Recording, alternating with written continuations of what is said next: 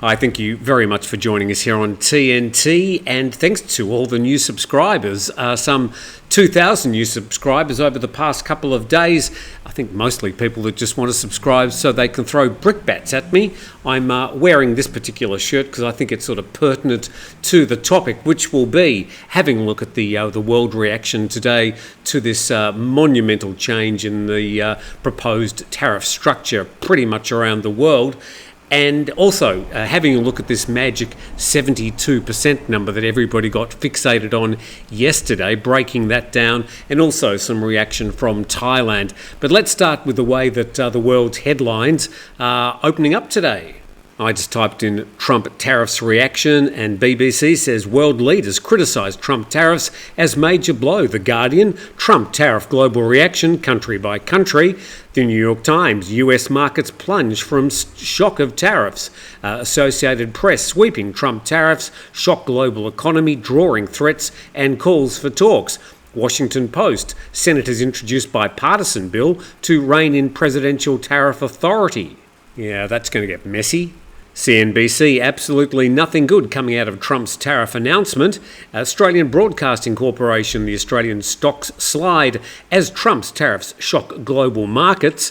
And CBS News, key moments and reaction to Trump's Liberation Day announcements of new tariffs. So as the world gets off the ground and sort of shakes itself off this morning, trying to figure out exactly what all this means, we'll go to that chart yesterday that was shown by the bookie-in-chief, the bookmaker, with all the charts and the numbers, and some people getting fixated on this 72% for Thailand. But we're going to break down what that chart was all about, and everybody who thought it was about reciprocal tariffs, well, that was nothing to do with that at all. Let's go and have a look at what it meant. And we'll start here at the Office of United States Trade Representative, and it talks about reciprocal tariff calculations, and it's really all about this particular formula. Well, I'm not going to bore you with algebra. It could be a formula for a rocket heading to Mars for all I know, but let's go to some analysis of what all this formula boils down to. And we go to this breakdown in Fortune.com. Interestingly, Fortune is based in New York, but owned by a Thai businessman. And it says Trump's tariff numbers appear to have been calculated through a simple math formula, which works with every single country on the list. And just very briefly, the formula used to calculate President Donald Trump's new batch of tariffs, announced on Wednesday in the US anyway, is based on dividing the US trade deficit with a given country divided by their total exports to the US. A memo from the Office of the US Trade Representative acknowledged this was the methodology used because it was too complex, if not impossible, to calculate the full extent of each country's US trade policies. And just in the middle there, instead, the reciprocal tariff rate applied to each country was their trade deficit divided by exports to the US divided by 2.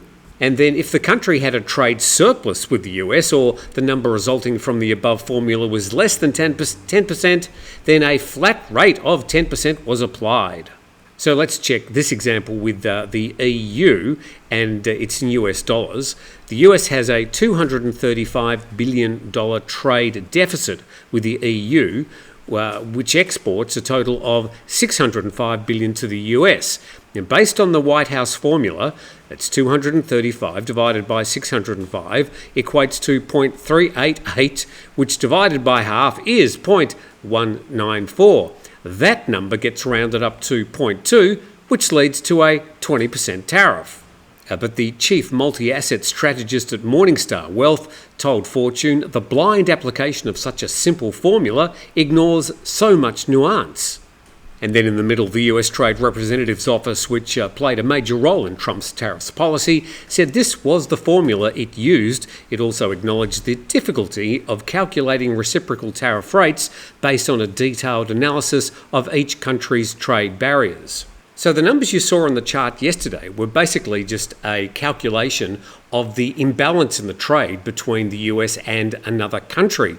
They had nothing to do with the actual tariff percentage between those particular countries. So just to make it abundantly clear, Thailand does not add a 72% tariff to goods exported to the United States.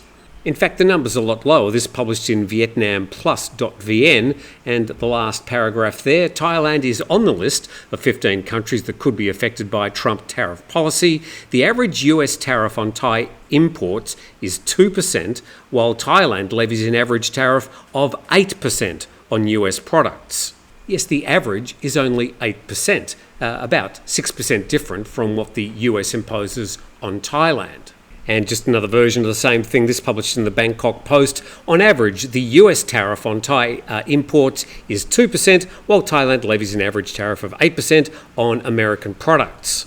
And just because it's nice to have cherry on top, nationthailand.com reporting Thailand faces reciprocal tariffs under Trump's policy, not 36, but 37%. And it says the White House has released an annex listing on reciprocal tariffs following President Donald Trump's announcement. The annex reveals discrepancies in figures for over 14 countries, with the initial numbers appearing to be underestimated. As a result, the figures have been adjusted upward by 1%. All those lucky countries now getting an extra percent all the way from Mozambique to Vanuatu. And among ASEAN countries, Thailand, Myanmar and the Philippines each face a 1% increase.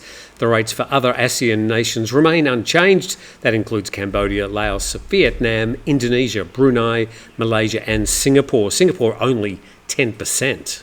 Singapore mostly an importer rather than an exporter. Anyway, hopefully that sort of explains the current situation as to how this is all going to break down and affect the world economy. We're still just going to have to wait and see. The markets in different parts of the world are sort of plunging. Will this last for long or will they bounce back quickly? We really don't know. Will the long-term plan of the President of the United States to attract business back to the United States, attracting countries to go and set up their factories, will that work? Will it happen within 4 years? I sort of doubt it, but I'm sure other people have got their own ideas.